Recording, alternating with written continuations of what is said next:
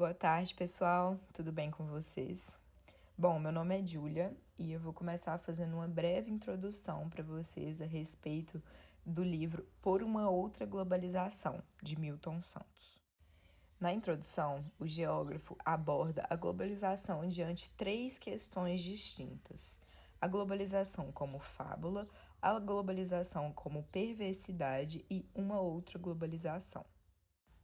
No primeiro, a globalização como fábula, ele aborda a difusão da informação que ocorreu em detrimento da globalização como um fator decisivo para a busca da hegemonia mundial.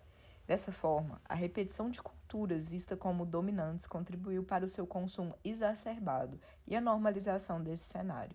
Ou seja, a inclusão geral em um mundo globalizado é um mito. Nesse contexto, surge a ideia de globalização como perversidade. Isso se pauta na busca desenfreada do mercado global e sua adesão aos comportamentos competitivos a fim de homogeneizar o planeta, quando na verdade ele se torna cada vez menos global e universal e tem suas diferenças ainda mais aprofundadas. Por conseguinte, o autor aborda uma outra globalização, o mundo como ele realmente deveria ser, uma globalização mais humana, através da mistura de povos, raças, culturas, gostos, em todos os continentes, sem a influência do racionalismo europeu, que foi onde deu início a toda essa ideia imperialista e globalizada que o mundo adotou. No segundo capítulo, Milton aborda a respeito das origens da produção da globalização. Em primeiro plano, a verdadeira globalização é, de certa forma, o ápice do processo de internacionalização do mundo capitalista, em detrimento das técnicas adotadas e desenvolvidas pela sociedade nos últimos tempos. Essas técnicas são raízes para o surgimento de cada época distinta vivida pela sociedade. Assim, surge o ideal da unicidade da técnica, onde todos os sistemas são, de certo modo, obrigados a se adequarem a elas para serem vistos como contemporâneos. Em nossa época, a técnica atual é da informação por meio da informática e da eletrônica. Por outro lado, há a convergência de momentos na sociedade. Nem todos os povos devem estar sujeitos a essa nova era cibernética, e sendo assim, esses têm seu processo histórico acelerado. Portanto, conclui-se de que, quando uma determinada sociedade não é apta para adequar-se e mobilizar-se às técnicas mais atuais e avançadas, ela se torna marginalizada e vista como menos evoluídas. O autor também aborda sobre as grandes empresas, que de acordo com ele são individualistas e não se importam com as questões básicas da sociedade. Entra, então, o perigo das privatizações de serviços essenciais, como água, esgoto, eletricidade, saúde, educação, entre outros, pois essas empresas não se importam com o bem da sociedade e se suas necessidades estão sendo atendidas ou não, mas sim com o dinheiro que podem obter fornecendo esses serviços às pessoas. A própria lógica de sobrevivência das empresas globais, que estão inseridas em um mercado muito competitivo e têm que fazer de tudo para se sobressair às concorrentes, sugere que funcione sem altruísmo. Além disso, as empresas fazem a não política, já que a política é sempre ampla e supõe uma visão de conjunto, sendo realizada apenas quando existe a consideração de tudo e de todos. Apesar de só um pequeno número de empresas se instalando já contribuir com um pesado processo de desequilíbrio da sociedade, mediante um discurso oficial, tais empresas são representadas como salvadoras dos lugares e são apontadas como credoras de reconhecimento pelos seus aportes de emprego e de modernidade. Isso faz com que as pessoas, mesmo as que são prejudicadas pelas empresas, comecem a defender grandes companhias com a esperança de receberem uma melhor qualidade de vida que o Estado não conseguiu fornecer, já que os institutos encarregados de cuidar do interesse geral estão enfraquecidos. O autor depois explica as três formas de pobreza que existiram ou ainda existem no mundo. A primeira delas é a pobreza incluída, uma pobreza acidental, sazonal, produzida em certos momentos do ano. A pobreza incluída era é, a pobreza incluída era a pobreza que se produzia em um lugar, mas não se comunicava a outro lugar. Nessas situações, as soluções eram privadas, assistencialistas, locais. Em um mundo onde o consumo ainda não constituía um nexo social obrigatório, a pobreza era menos discriminatória. Daí, pode-se falar de pobres incluídos. A segunda forma de pobreza é a marginalidade, resultado da civilização, produzida pelo processo econômico de divisão do trabalho. Agora, o consumo se impõe como um fator importante, criando então uma relativização da pobreza de acordo com os critérios de quanto a pessoa consegue consumir, e quem não consome se torna marginalizado. A terceira pobreza, é a pobreza estrutural, a mais atual. Ela não é mais local e sim globalizada. Há uma disseminação planetária e uma produção globalizada da pobreza. Essa pobreza é derivada da crescente taxa de desemprego e de uma remuneração salarial cada vez menor. Ao contrário das outras duas pobrezas, a pobreza estrutural é uma pobreza generalizada, permanente e global, e por isso é produzida uma naturalização da pobreza, na qual os pobres não são nem incluídos nem marginalizados, mas sim excluídos. Por intermédio de suas normas de produção, de trabalho e de financiamento e de cooperação com outras firmas, as empresas transnacionais arrastam outras empresas e instituições dos lugares onde se instalam, impondo-lhes comportamentos compatíveis com seus interesses e, ao modificarem os seus entornos, causam grandes impactos ambientais, como desmatamento incessante e a perda de diversidade.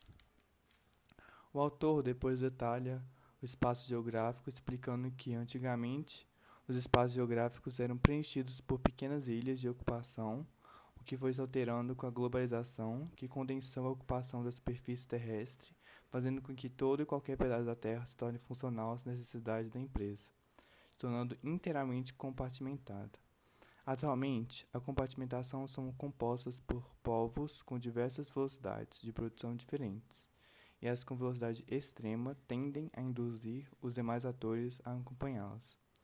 As empresas utilizam os territórios apenas para seus fins próprios, buscando apenas seus próprios objetivos e são cegas para os demais. Desse modo, tudo que existia anteriormente à implantação das empresas é obrigado a se adequar às suas formas de ser e de agir, mesmo que provoque consequências negativas.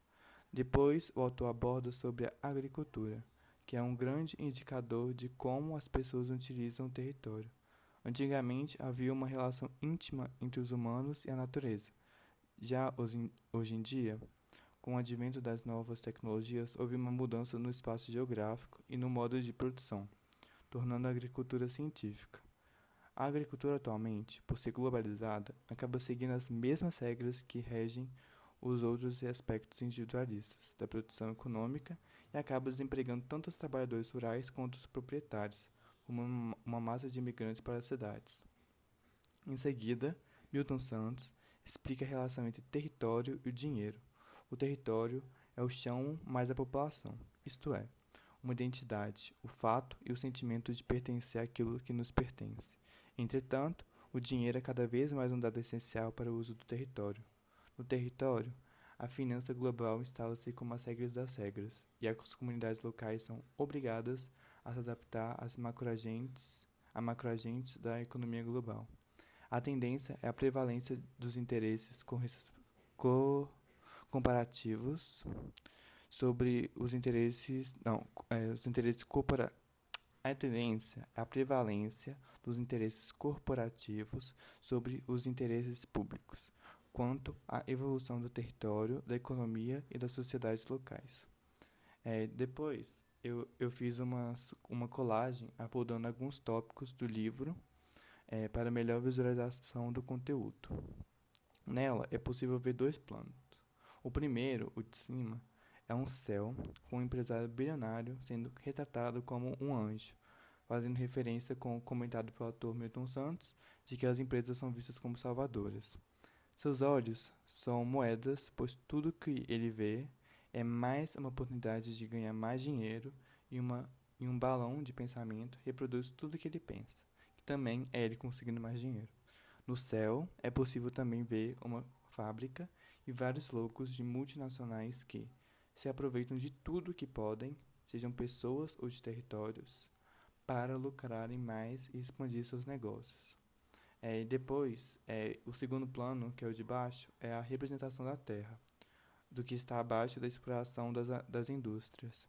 Aqui é possível ver um trabalhador humilde sustentando um empresário multibilionário, já que é explorado ao máximo, direta e indiretamente, pelas grandes empresas. Oi, eu sou o Marcos, e como já mostrado pelos meus colegas Julia e Luiz, este livro é um verdadeiro tratado sobre a globalização. Aqui o geógrafo Milton Santos descreve de forma ampla um brilhante retrato das principais características e impactos, positivos e negativos, da globalização na sociedade mundial atual. Na seção 5, Limites à Globalização Perversa, o autor expõe o lado perverso da globalização em nossa sociedade, mostrando como essa ideia está diretamente ligada ao ter e consumir. Ou seja, na atualidade, a globalização está diretamente ligada ao capitalismo e à produção em massa. Em um mundo global em que há facilidade de compartilhamento de informações e culturas, também há facilidade de compartilhamento de ideal de sucesso e poder, independente de classe social. A posse está ligada à ideia de subjetividade, ou seja, o indivíduo entende-se como um ser humano subjetivo a partir do que ele possui ou não possui.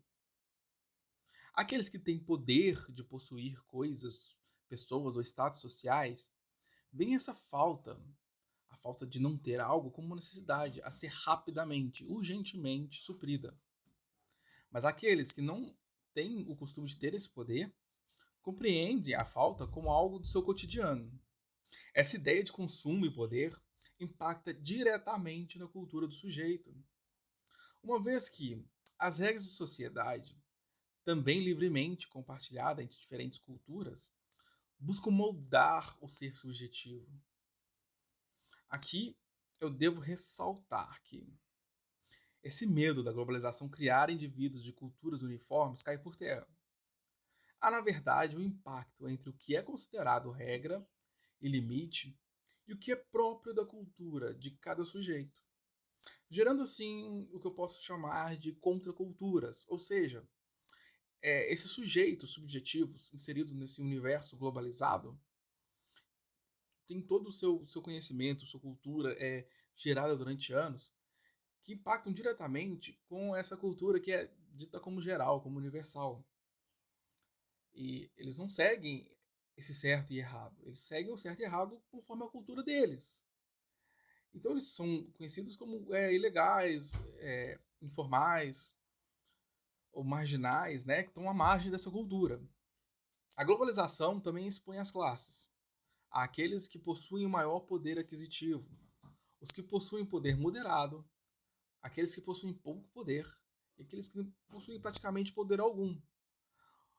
O que nós podemos dividir, o que o autor divide, né, no livro, como os ricos, a classe média, os pobres e os miseráveis. Os ricos são aqueles que têm todo o poder, e a classe média, que está abaixo do poder social do que os ricos, mas está acima dos outros dois, são os pobres e os miseráveis. A classe média é aquela que busca maior poder de ação na sociedade, já que é ela quem pode perder o seu status de privilégio. Então, ela busca agir por meio político e por outros meios de forma a assegurar os seus privilégios. A classe média tem pavor de perder o seu status social. Ela não está acostumada com a escassez, então quando começa a faltar a escassez, ela busca emergir a isso, sair dessa posição, deixando a escassez para o pobre. Logo, a competição da classe média é diretamente com o pobre, já que já a classe média estão nessa corrida, em que ela pode perder o seu poder. E nessa corrida, a classe média está sempre na dianteira. Os pobres são privados de correr e os miseráveis nem sabem que a corrida existe. E na seção 6, intitulada Transição em Marcha, trata diretamente de cultura. E em meio ao mundo globalizado, a cultura vem como instrumento de fácil difusão de uma cultura de massas. A linguagem se torna universal, e essa forma de cultura busca igualar de maneira alienada os indivíduos. É uma cultura movida pelo interesse econômico, baseada no eixo central das grandes potências, a famosa tríade Estados Unidos, Europa e Japão. São os principais influenciadores de cultura de massa. O pensamento universal é voltado para eles, e são eles que dominam o mercado e a arte. O contraponto é a emergência de novas potências econômicas, como a Índia, a China, que são países que possuem um terço da população mundial, estão crescendo economicamente e tirando um pouco do poder dessa tríade de poder que nós já conhecemos. E à margem disso tudo, ficam os países subdesenvolvidos e os emergentes, que estão tentando algum lugar nessa sociedade, nessa sociedade global, e tentando alcançar algum status. E ainda há os países mais pobres, né? Como alguns países da África, alguns países da América do Sul, que só absorvem toda a cultura, todo o que é trazido para eles direto desse eixo central, Estados Unidos, Europa e Japão. Dá para fazer uma pequena analogia aí com a classe média e os pobres, né? Em que nós temos os países ricos, né? Como os Estados Unidos, o Japão, a Europa, a China, a Índia. Tem os países emergentes, que são a classe média, e os subpaíses são os pobres, que não conseguem nem alcançar o status social. Nessa minha colagem, síntese do livro, eu busquei trazer a ideia de globalização da forma perversa. Aqui nós temos o globo centralizado mais nos Estados Unidos, como forma a representar essa ideia de um detentor do poder. Ele está sentado em uma poltrona que representa a favela. Ele é claramente alguém de posses e de uma situação econômica já, né, superior. E há também as crianças, que estão pedindo por fome, dando entretenimento, pedindo algo para comer. Porque essa ideia de globalização, para mim, da forma perversa, ela está muito ligada a que aqueles que têm muito e estão acima, né, se colocam acima de uma forma ruim, aqueles que não têm nada, aqueles que precisam. Ele está também em um palácio, né, que é todo rebuscado, todo rico, ao mesmo tempo que ele se senta sobre o pobre, sobre o proletariado. Obrigado por nos ouvir até aqui.